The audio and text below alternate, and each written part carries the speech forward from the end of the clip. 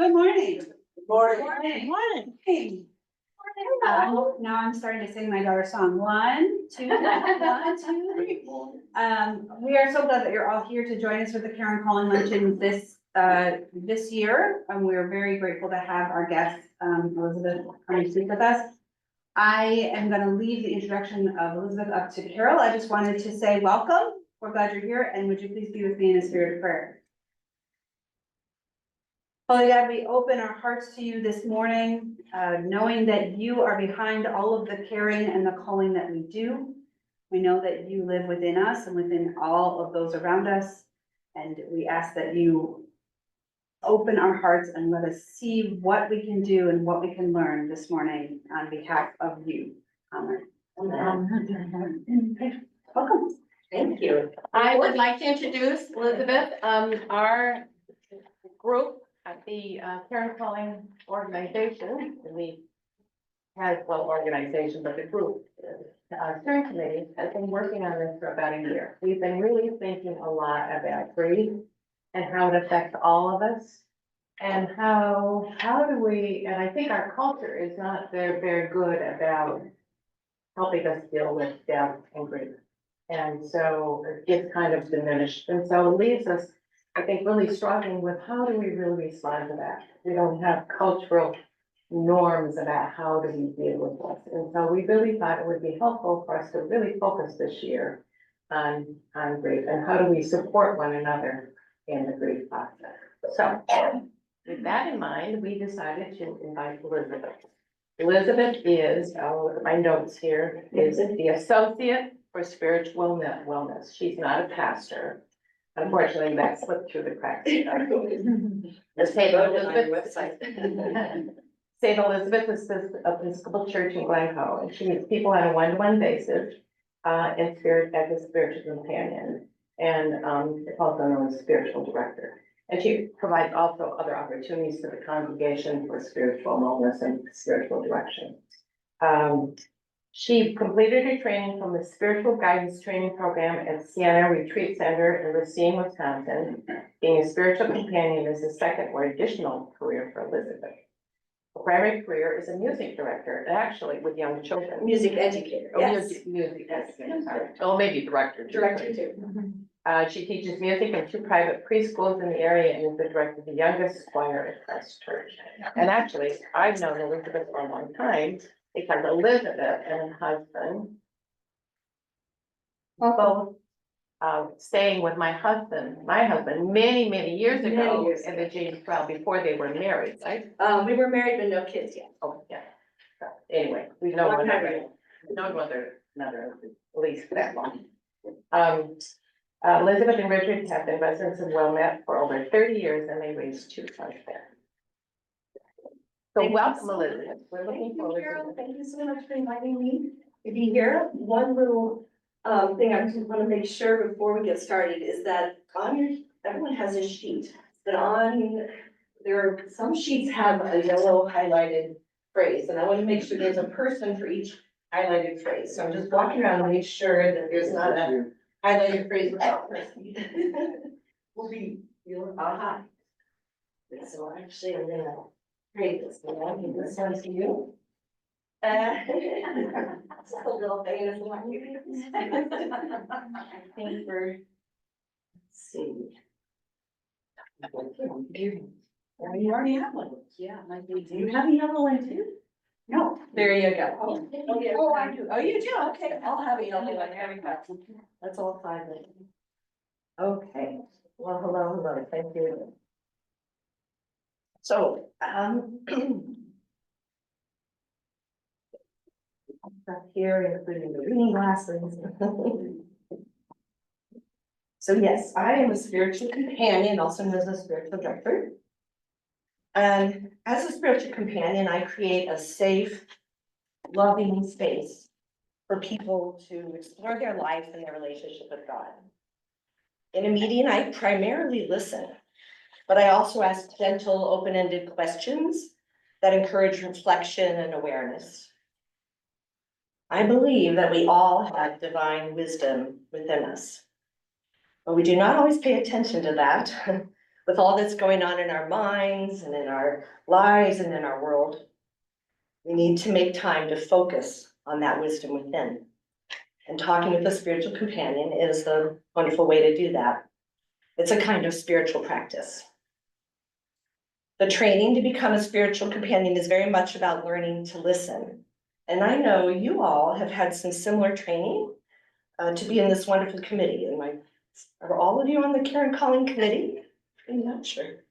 This is More or less. with a few friends. Okay, great. Wonderful. It's a beautiful committee. As part of my training, I also have learned about grief and companioning people who are grieving. I imagine in this room, many of us have experienced with grief and with companioning people who are grieving. Today, I want to facilitate a conversation and not just present to you, so we can share our wisdom that is within us. To start us off, I'm going to ask you to take a few minutes. You're going to turn your paper over and use the back side and your pen. And in a moment, I'm going to give us 3 minutes to write down some things that you know from experience are not helpful things to say to people who are grieving. Maybe you remember something said to you that did not help. Or maybe you're remembering regretfully something you said to someone else and wish you hadn't, realized it wasn't helpful. All these things are always said with the best intentions, but they're not always helpful. All right, so we will share these afterwards. So just take a few minutes to think this through.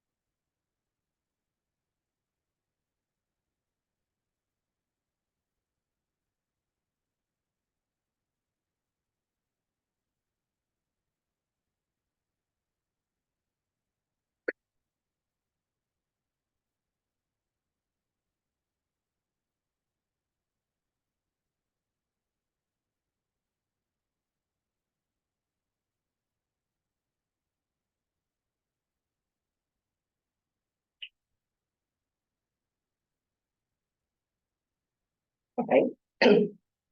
All right, great. So I want to hear these things. Please feel free to maybe raise a hand or so I can people, yes, please, go ahead. Well, what I found a few things that, we thought were somewhat troubling. When my husband died, about 3.5 years ago, I found that people were reluctant to talk about him. That I thought was a problem, kind of ignoring, the loss. And I know that that comes from maybe a fear that it's going to make the grieving person feel bad. But I think what people don't understand is that that grieving person actually would like to talk about the person that they've lost. So I don't know that that fits in bullet points necessarily. The other thing is that people might say, you know, it's just time to move on. And there really is no moving on. Moving forward maybe, but no moving on. So those are a few thoughts of that. Thank you. Wonderful ones. Yes, I mean, not wonderful ones. Horrible, but yes. Well-intentioned, I'm sure. Yes. Other I volunteers? will add to that, what Mary was talking about. I think I've had the experience of just not saying anything because I didn't know what to say and how to approach them. And the other thing is, I've learned a lot from my dear friend whose husband died suddenly a couple of years ago. And she said, she got so tired of people walking up and saying, "How are you feeling?" And she said, I wanted to say, "How are you? I think I'm feeling." And so, you know, I think that really, you know, I mean, of course she's feeling terrible and how that really put her on the spot. So I think thinking about some other way of addressing. When I remember you've told me that there's one more word she could add that people could add that would make that better. How are you feeling today Oh, Yeah, that would be better. at this moment? Or it could be at this particular moment. How are you feeling right now? Yes. Well, I wrote the same thing in another way. I said to my son, "Hi, Fred. I've been thinking so much about you. How are you?" And then I worried about that. Indeed, I was not comfortable with what I said. What was the response to these? Oh, I think he said, "I've been better."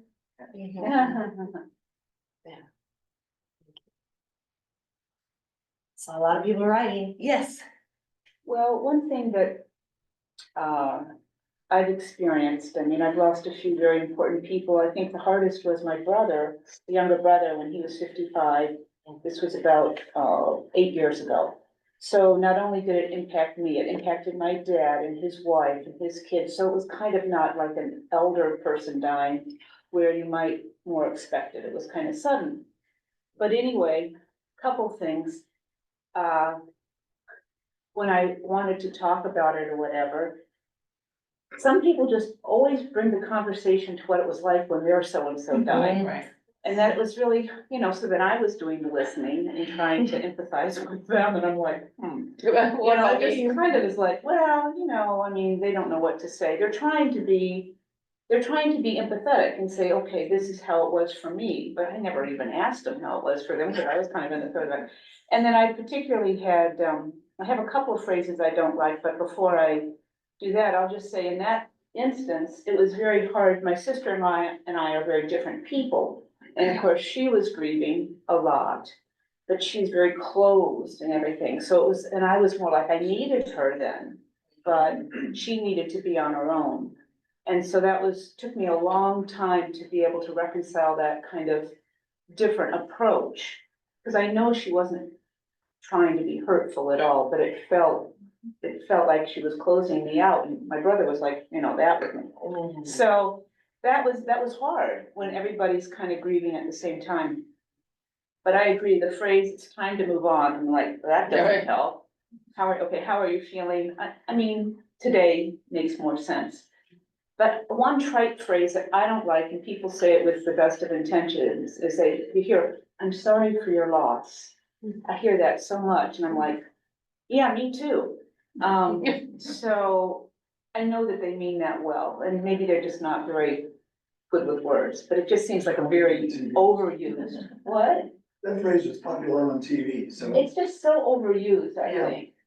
So, But then one thing I learned, and I like this phrase, I mean, again, with my sister-in-law, I almost felt like I had to forgive her because she didn't know she did anything wrong, but it was very hurtful to me. So one definition of forgiveness that I read about, which was very helpful in several situations, is it's not really condoning their action, but it's not letting their actions make a hole in your heart. And I like that because, you know, I would have handled their end differently. They didn't mean to hurt anybody, but why is it gonna keep hurting me? I just don't want it to make the hole in my heart. So you, in a way, you forgive them and you move on a little bit.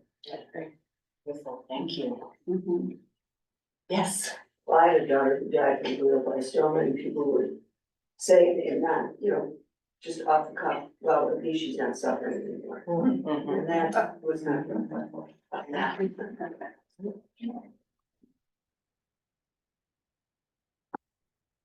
Anyone else want to share? This Yes. one is really specific. Years ago had a miscarriage and people saying things like, oh, it's meant to be, or Oh, you know, yeah. things like that, and like that. No, it's a Wow. It's a- Yeah. it's kind of cool. Yes. That's well. God will. Oh. So telling your own story, I'm guilty of that. You know, I find myself and have now in my later years trying to limit that, but it definitely distracts and it's not helpful to breathing. So I'm saying the things I do that I'm trying not to do anymore. Certainly we've all experienced grief and have been on the receiving end, but on the giving end, I'm also guilty of giving advice. And I don't think in a grieving situation that's helpful. You cannot be in that other person's shoes. And it's very tempting, because I'm more things, like the first two, to try to distract or change the subject rather than seeing or hearing the grieving person fully.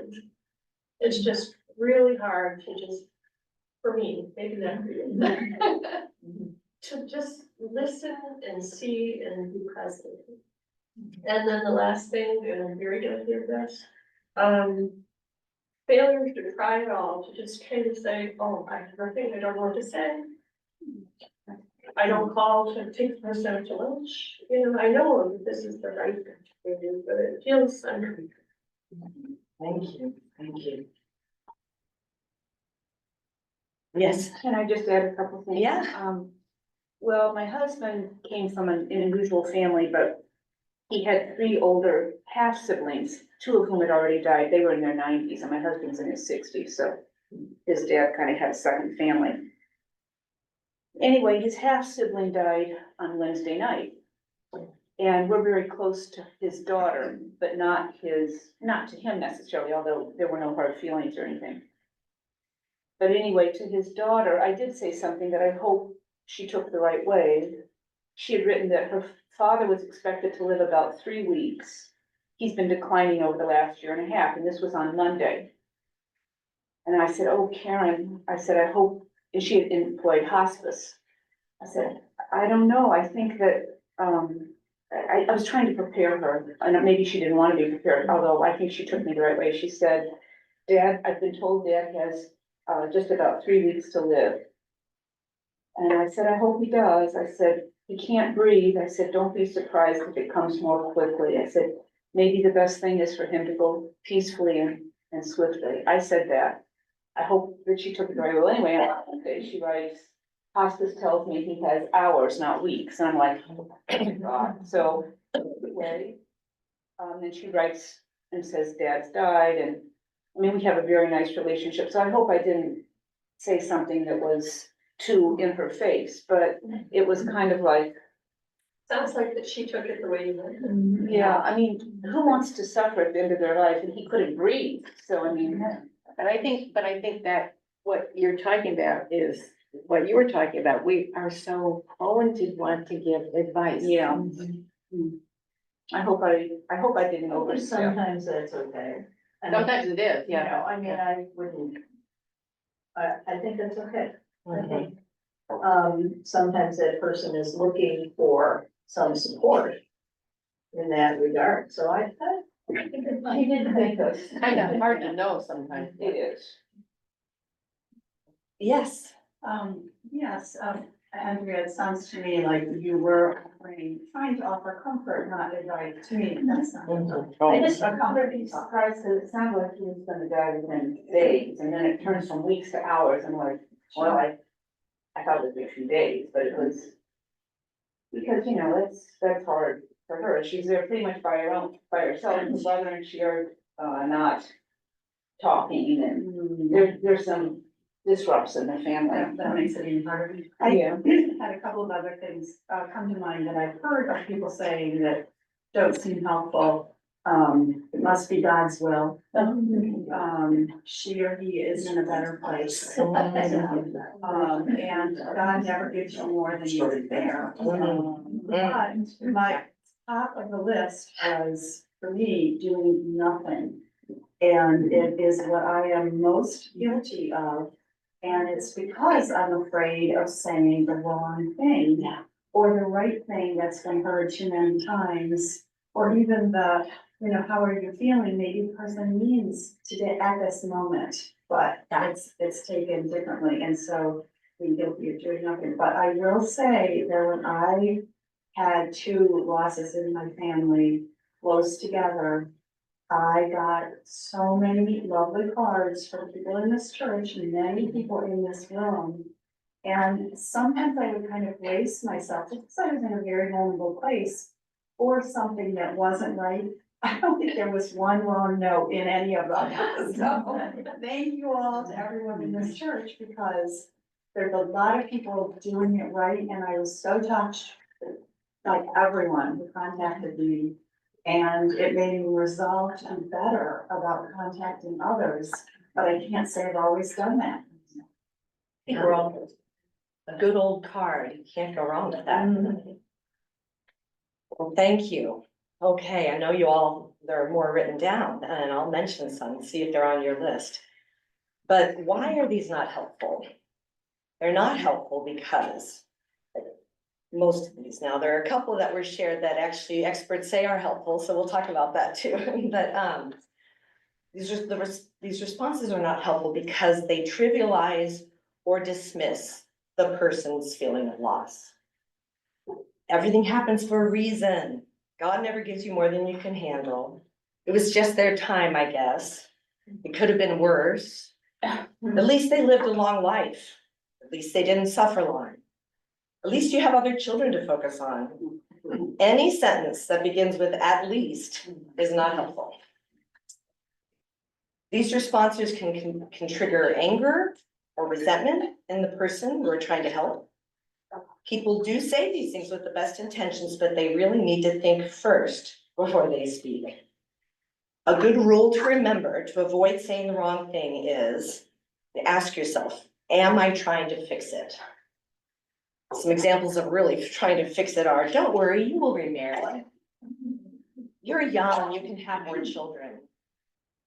You're so strong and brave, you'll get through this. Grief needs to be respected, acknowledged, and experienced, not taken away or fixed. The way to help someone feel better is to let them be in pain. For someone to be able to say, this hurts, and not be talked out of it, that is what helps. Being heard helps. So on my list of good things to say are a couple of things that were said in here that weren't appreciated, but I think it has a lot to do with what's done right after they say it. For instance, and these are from experts who write books about this, they say that I am sorry for your loss is a good thing. I'm really sorry this is happening to you. I cannot imagine what you're going through. And then follow these acknowledging words with the gift of your presence. Stay with them and be willing to hurt with them. Give them the opportunity to talk about their loss. That's the key with those sayings. You can say, I'm so sorry for your loss. Do you want to talk about it? I'm here for you if you need anything at all. Then stay, be there. I'm hurting because I know you're hurting.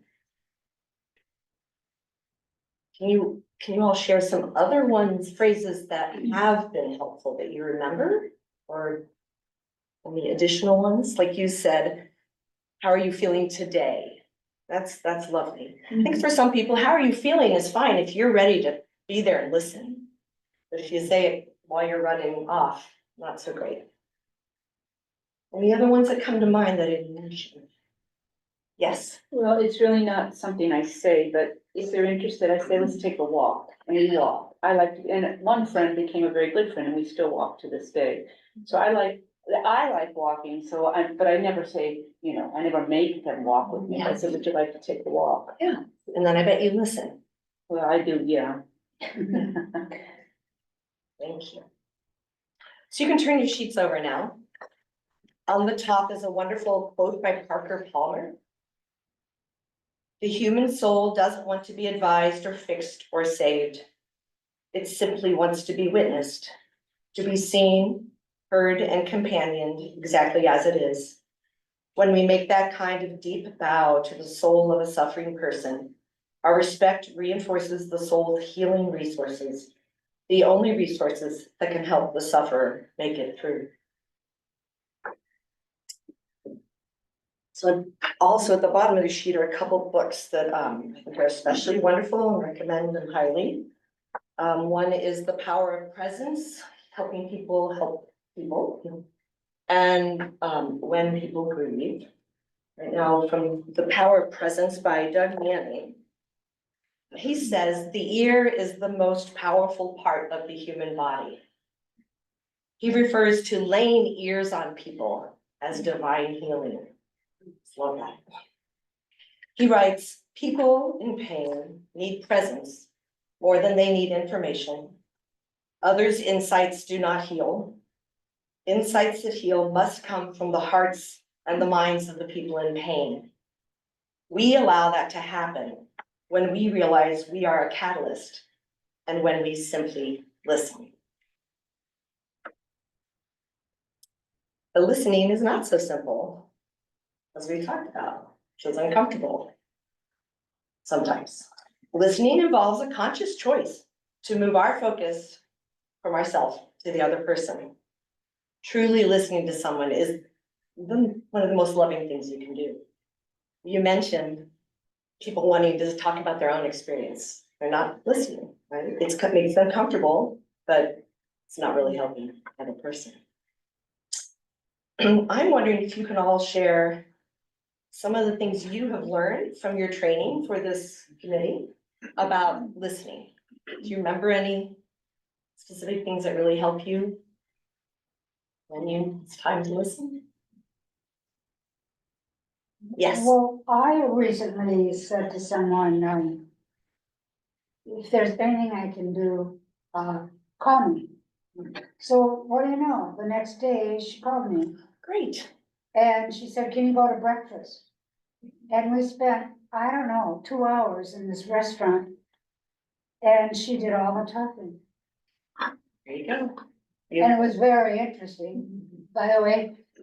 And I thought, that really was a nice morning. Thank you. I had recently, it happened when Jan Smith lost Bob, and she called me. And I said to her, Jan, is there anything I can do for you? And she said, yes. She said, take me to lunch. And it was the same kind of stuff. But you have to be careful with that, because sometimes people don't have the energy to do that right away. And she did. She just wanted to get out and do something else. The other thing I did with my friend, she was near Ann Arbor and I was here. I called her practically every day, and most of the time she did not pick up, which is absolutely fine. I didn't have any expectations for you. I just say, I'm thinking about you today, and I hope you find a little joy today. And she said that meant so much to her, and she knew she didn't have to do anything, but I was just there for her. Nice.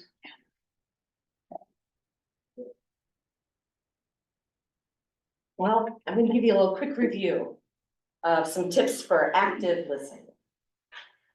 So stop whatever you're doing and give the speaker your full attention.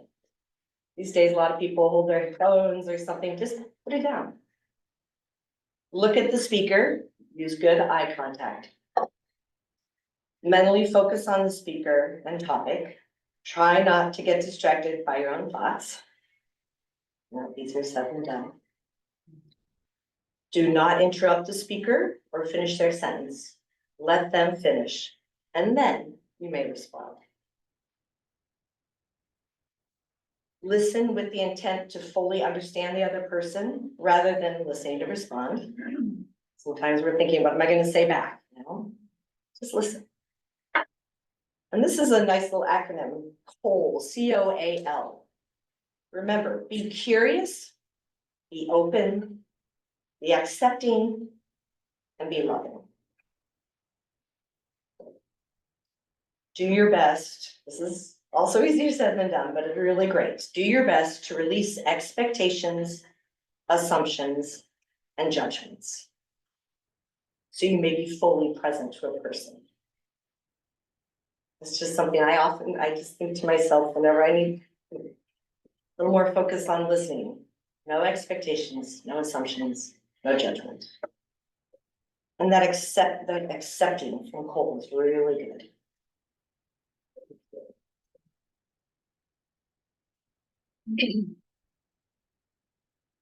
So, some important things to remember about grief. And this came up in some of the responses that you shared. There's no one right way to grieve. There are as many ways to grieve as there are people. Some people want to do. Some people want to just sit and cry. Some people can't cry, they're too numb. There's no wrong way to grieve, and it can take time. Grief follows no timeline. It does not have an ending time, as I mentioned, and it never goes away, but the pain will lessen in general. Also, and this is a big one, grief may result from any change or loss, not just death. The more I learned about this and thought about it, I'm seeing grief in so many things. Some examples: the loss of a job. There's grief. A breakup or a divorce. A life-changing diagnosis. A disappointing election result. I bet you all could share some other examples. Anyone want to share some other? I've got. Yes. My first church was in Hastings, Nebraska. I was there 4.5 years. I bought my first house there. I renovated the kitchen. I painted it a million times to get the absolute perfect color. And then I left that post, possibly without thinking through really what I was doing. I went to another church. I was kind of enticed by a friend who told me it was the perfect church for me, but I didn't do a lot of digging to make sure, or maybe self-reflecting to make sure I was really eager to leave. I just felt like I'm in this small town and I need to get out of here. I need to get back to a city. I grieved leaving that church for more than 6 months, like frequent weeping. And it was so funny that it came out. I sold my very beloved home to good friends who are lovely people. And they redid all the paint, right? And okay, yeah, whatever, paint is paint.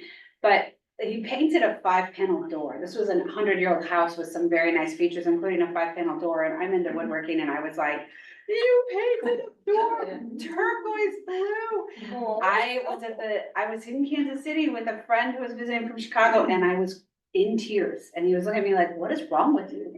I was like, they painted my house. It's really interesting how things manifest. That became the focal point for me for all of my self-doubt or regret or questioning whether I made the right decision. All came about that house, right? Because that was a door. Thank you. Interesting. Yes. This may sound trivial, but I live free outside my kitchen window, and one day the tree trimmers came and just scalped it, and I was just, it took me a long time to get over that. So it can be very small. But it can be so helpful to realize this is grief. I need to be gentle with myself and grieve. Yes. I was divorced and then for 10 years, I would go around, I would try and magnify it, all this sorrow. And I would do that, I did that for 10 years. I wasted 10 years. And I would go out at night and I would drive the car and I would look in all the windows. I had a family. And I was enjoying my grief or something. I mean, I was working it. I don't understand that. It's so foreign to me now. Did other people acknowledge your grief? Did you feel? I didn't share it. I have 4 boys. We don't talk like that. Ah, so that was your. Or they don't want it, something. I imagine this stuff maybe. I don't know. I was not doing myself off. It wasn't wasted. It's what you needed. Yeah. Yes. Because I actually think that, you know, my brother died 8 years ago. I don't grieve it regularly now. But I think it's good to be in touch with those very deep feelings once in a while. And I have, you know, his picture in my living room. And when I see it, you know, I'm more like, hi, John. But if I sit there in the moment and really think about him, I get myself into tears. But I don't think that's bad necessarily, because it means he's still with me. And that's important to me. And when he first died, you know, he was young and, well, relatively young, 55. And I didn't refuse that he was gone, but the way I looked at it was I had him up on my left shoulder, so he could still see the world. So he would walk around with me on my left shoulder. And then over the course of time, I say he quietly slid into my heart. But every once in a while, if there's something big going on, I pop him right up to make sure he knows what's going on. Lovely. Thank you, yes. So I think what Nancy touches on, and something that you said that's very profound, is that when people disappoint you, I think you're entitled to grieve. Oh, boy, that's those expectations.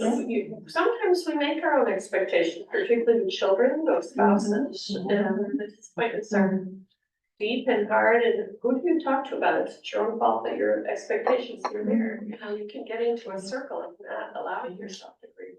How do you handle those things? That's wonderful. Anne Lamott has a lovely quote, expectations are resentments waiting to happen.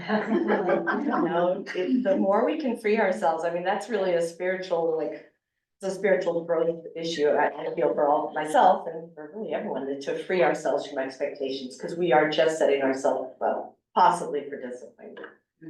And that's our own doing. Yeah, if we can just accept what is, accept people as they are, we'll be a lot happier. That's a whole nother topic. Yes. I think that you can accept that things are the way they are and champion someone, and maybe I don't know what situation you think of, but I'm thinking of my situation. You know, I think that, some people are dealt a more difficult hand in the way they are, meant to live in our society, and you can grieve for that, even while at the same time you're supporting and loving that person, that they have to have that struggle in the world. Not that there's anything wrong with them, but you know that just living in our world can be a struggle for that person. Yes. Thank you. Yes. Many of you know that my husband now has Alzheimer's, and I've had to place him in a memory care unit. And before I did that, I found myself getting really angry, and there are a number of reasons why that's going on. I felt really exhausted, and I started thinking about it a lot, and thinking about the fact that I am grieving, and I've been grieving for a long time. I'm grieving that he has this disease. I'm grieving the loss of the relationship. And, you know, and one of the things we struggle with when we lose somebody initially is we're kind of angry about how could this happen to, how could I have lost my husband? How could I have lost my child? And I think that was part of what I was, you know, I mean, I think we've dismissed all these ideas about grief going through all these different levels, but I think anger initially can be a really big part of it. And I think that was what was going on with me.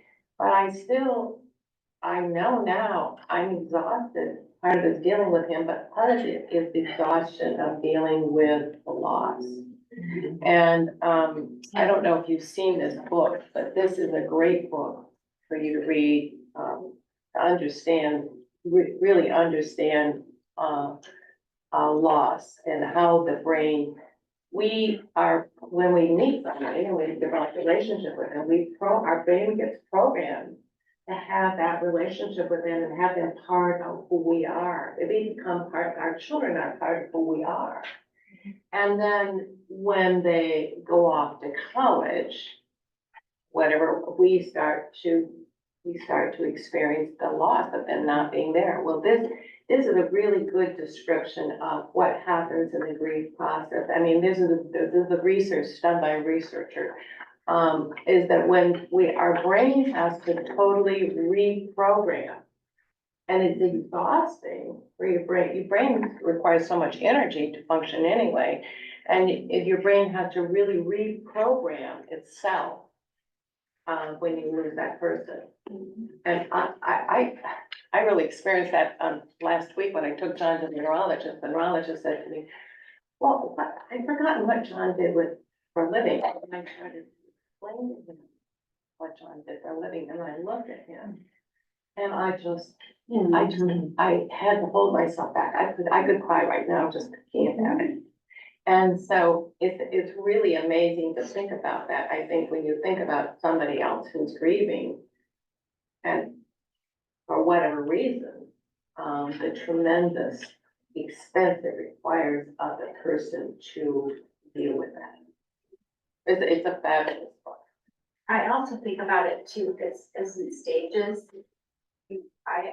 We're in the prayer ministry, and very often we are writing to people over a period of time. And the process is ongoing, and you're writing over a period of time, and then the individual passes away. But I try to write as though that grief is anew, that there's another really deep loss that's happening, even though everyone says, oh, you had time to prepare, you've been through this. I don't really believe that that's true. I think you just have to meet them, try to meet them at the grief that they're at right then. You had time to prepare. Yeah, it's all trivialized. Yeah. Validate And it doesn't go away. I was struck one time, my grandmother died when I was in college, and I don't think I had time to grieve at that point in time. And then, like 30 years later, I was driving home from work one weekend, and it was Memorial Day weekend, and in the middle of traffic, I just started crying, like, over my grandmother's loss, like, it came out of nowhere. It can hit us at the oddest times, the strangest places. I saw something that caught my attention because my stepfather passed away a little over a year ago, and I saw something on a TikTok that said, the loss of a spouse is similar to a traumatic brain injury in terms of how it affects you. And I thought that was fascinating, partly because you have shared memories, but probably what's being revealed in this book. There's so much emotional work going on. Well, the person is so programmed in your brain, every aspect of it, and I remember my friend saying, my husband always came home at 5 o'clock, and every day at 5 o'clock, I'm automatically looking for him. Muscle memory. But exactly. Well, yeah, I wanted to talk about our own grieving and to remember to honor it, respect it, all those things. Do it for ourselves too. Find a safe person who will sit with you in your pain and listen. And be gentle with yourself, really. And when you realize you said something you think you probably shouldn't have, be gentle with yourself. It's okay. That's always a good rule. Be gentle with yourself. Well, before I go to my next thing, I do want to touch on, earlier you mentioned giving advice. And as I was preparing for this and rereading these books or going through this, it said there is a time, advice is okay, but it's all about timing. Make sure you first have done the things we mentioned. acknowledge their pain, and listen to them. Then you can give advice. The advice is not welcome when it's the first thing you do. So there's the time and space for it, just later than we might want. So I wanted to ask, what are some things that you all do to help yourselves when grieving? When grieving or? When grieving, to help yourself with your own grief, what are some things you find helpful? Just curious. Alcohol. I'm just kidding. Well, actually, No comment. I think about that, and I think it would be really nice, after I've seen John, it would be really nice to come home and have a drink, but I thought, I don't want to become an alcoholic. I got one. Be careful. Could be going to But yes, visit him maybe twice with someone else. a day. You're going to visit him twice a day. I would. But you want to feel your pain. It is important to experience it. Yes. Chocolate. Yeah, right. More likely I'll be eating something, drinking something. These are all natural. Like having plans too, like even so an example might be that if you're seeing John, knowing that you have somebody to meet afterwards to have a drink with, then, you know, like something like a plan afterwards. Well, actually, one of the things that happened was I came home, my neighbors upstairs invited me over for dinner. And and this has been one of my concerns about, I'm gonna be by myself, and anybody ever gonna invite me over for dinner again? But, you know, that's another issue, but they had me come up, and we ended up just talking about all kinds of other things. And of course, they asked me a little bit about John, but they talked about all kinds of other things. I found myself laughing for the first time in months, Yeah. and it was so refreshing. Yeah. Thank you. Well, I'm remembering something else you said. I want to affirm about talking about the person who's died. That is a wonderful thing to do, especially if you don't know what to say to somebody. You can say, could you tell me about it? Or maybe you didn't even know the person. Tell me about it. Letting them talk about the person is good. And especially in this book, when people grieve, Paula Darcy, she lost one of her children and her husband in a car accident, and she and a baby newborn were left. And she talks all about what people said and shouldn't say. But oh, I just lost my thought. She was just, oh shoot, just lost it. What was I just, oh yeah. No, I just lost it. What was I just saying to you? Shoot, I'm so sorry. She lost her child. Talking about it, thank you. Yes, the people would just like not, like you said earlier, they just wouldn't, because it was too hard, and she's like, please, let me talk about them. They're here, they're in my heart, they wanna, yeah, thank you. Really good things to talk about. You know, if I add, I want to tell you this, I think this was really interesting. My son, you know, is a critical care doctor, and he deals with death all the time, and he had this experience of he was in the room, the mother was dying, and all the kids were there. And it just came to him, he said, tell me about your mother. Yeah. Perfect. And this will bring me to tears just talking about it, but they sort of hesitated, and then they started talking about, well, her favorite food was this, and this, and this, and this, and this, and then they said, and her favorite song was a Frank Sinatra song. And so he pulled out his phone and put it on, and they all sang. Yeah. Yeah. Oh my God, it was wonderful. What a gift he gave her. But just that questioning, he actually wrote a piece about this for one of the journals, that questioning of asking them to tell them. Yeah. I mean, they were all just not knowing, they were all kind of in shock, but it just opened them all up to really, and helped them with the whole grieving process and help them with loss. So did she die while they were singing? Is that what you're saying? Or oh, that's so nice. That's so nice. Yes. I think one other thing that is helpful, or was helpful to me, was companionship. To have other friends to do things with and to make plans. I think that's important. My husband was in hospice care for about a month before he died. And hospice provided grief counseling for 13 months. after he died. And so I did the whole thing. Good for you. And I found that was extremely helpful. Starting off with kind of one-on-one counseling and then going into a group.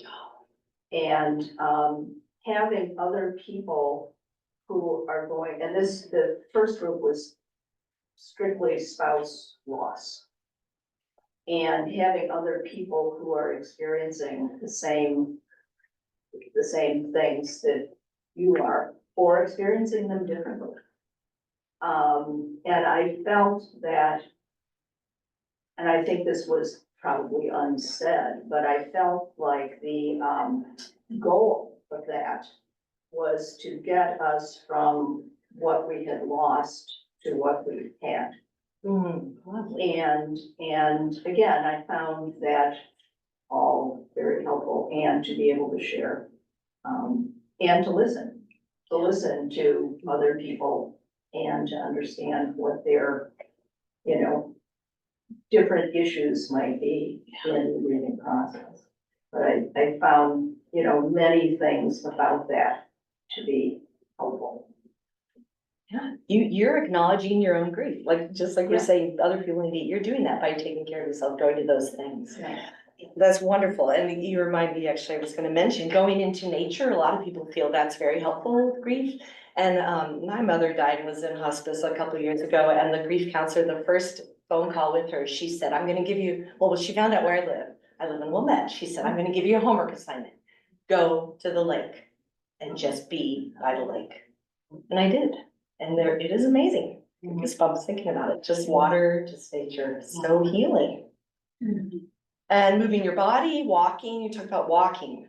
Walking helps, just physically move, literally moving helps grief move a bit.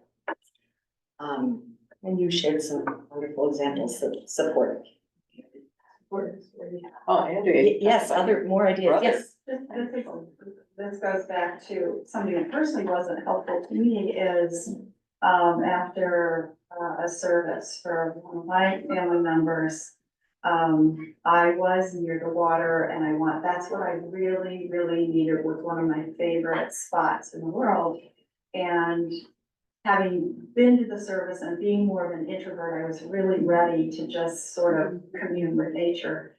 And my niece came out and, very bouncy and she said, well, tell me some stories about this person. And it felt like such an intrusion and such a demand, to be put that way. I mean, maybe even, I'm thinking maybe it would have been more helpful if she had just said, tell me more about her, but. Or do you want to tell me stories rather than tell me? Maybe, yes, maybe. Yes. So, yeah. And what ended up happening? Did you tell her, or did you say, I need to go to the lake? With one of the stories that she already knew but I don't think it was very satisfying for her and it wasn't for me, but it was, of course, everyone is trying their best. Sounds like she was younger. Yeah, it's hard. Yes. I would add to the thought, for me, walking, running, athletics in any way, when I was grieving and younger. But what that also helps you do is to center yourself for this quiet calm that isn't painful. And so different people have different ways of getting there, but if it takes a walk on the beach and not being interrupted by someone who's well reading, steal that time. Because the lake is amazing, and not just the lake, but walking down the hill here. Yes. Well, at the risk of making it being morbid, one thing that kind of has helped me both with the loss of my own mom and my mother-in-law was with my own mom. I had been there like 3 days before she actually passed away. My dad was with her when she passed away, and I got right back down to Oklahoma. And it was really important for me. The men didn't really want to do this, but I really wanted to dress her. So one of the aides came in because she had started to get a little bit stiff. But my sister-in-law, the one who was married to my brother, and my sister, who has her own issues, and I were there, and the aide. And we got to dress her. And that was very important to me because, well, first they had held her body till I got there. I don't know why that was so important, but it was. We got to dress her and I thought something very touching, and this shows how caring my sister-in-law really is in the moment. We didn't have any socks for my mother. And so Sylvia said, well, Andrea, would you like mine?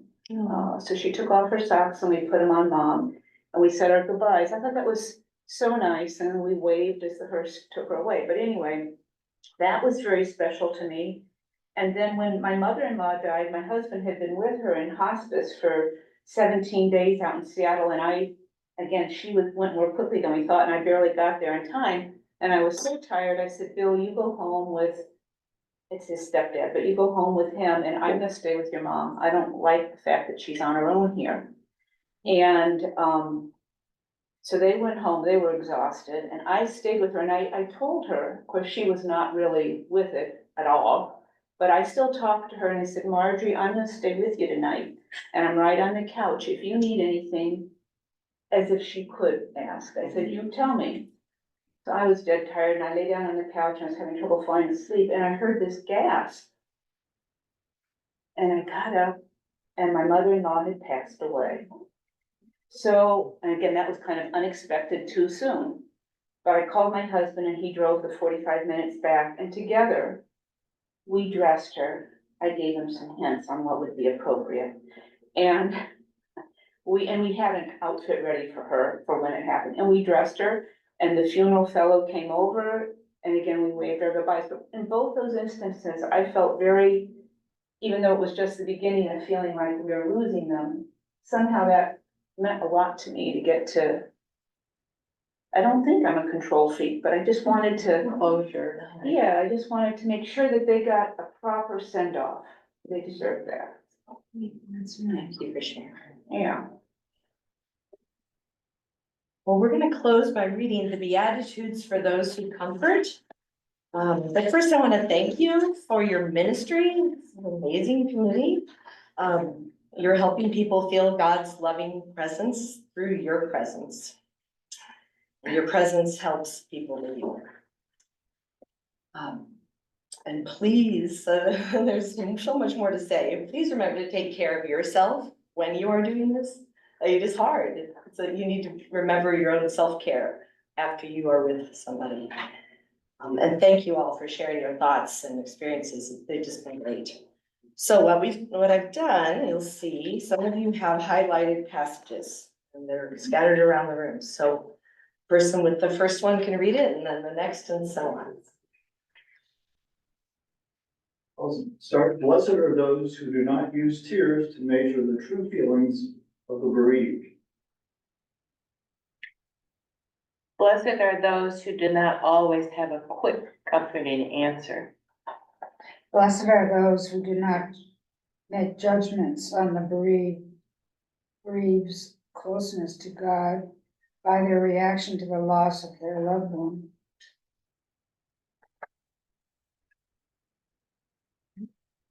Anybody else have that? Okay, blessed are those who hear with their hearts and not with their minds. Blessed are those who allow the bereaved enough time to heal. Blessed are those who admit their uncomfortableness and put it aside to help the bereaved. Blessed are those who do not give unwanted advice. Blessed are those who continue to call, visit, and reach out when the crowd has dwindled and the wounded are left standing alone. Blessed are those who know the worth of each person is a unique individual and do not pretend they can be replaced or forgotten. Blessed are those who realize the fragility of bereavement and handle it with an understanding shoulder and a loving heart.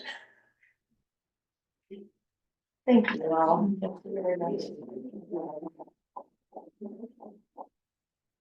Before everyone gets up to get food, I just want to say real quickly, thank you, Elizabeth. Thank you for being here and helping us lead this discussion so that we can process all these things out in the open. Sometimes you know them, but when you say them out loud, it suddenly comes to a different place. I want to thank the leaders of Karen Calling, Erica and Ann, and I'm already blanking, Carol and Nancy. Thank you. for this luncheon. It's gonna be delicious. There'll be quiche and salad and fruit salad and I believe some desserts and chocolates. But mostly I just want to thank all of you who are care and calling ministers who have taken on this commitment to walk with people in your congregation. And even if you just are thinking here, or you're joining us just because you want to join us, well, we thank you for that too. Will you please be with me in prayer for the luncheon? God, we ask that this food will bless us as we care for our bodies and as we care for each other going forward. Amen. And a response that was very helpful to me was the woman who simply crossed her arms over her chest